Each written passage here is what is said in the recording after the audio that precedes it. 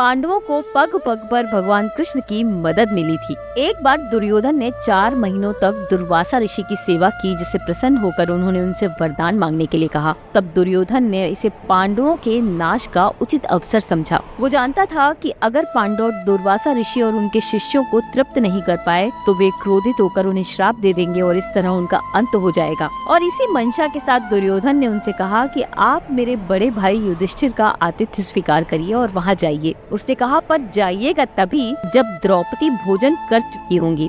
अब एक दिन जब सबने भोजन ग्रहण कर लिया तब द्रौपदी ने भी भोजन ग्रहण किया और अक्षय पात्र को धोकर रख दिया। उसी दिन दुर्वासा ऋषि वहाँ पहुँच गए अपने हजारों शिष्यों के साथ में।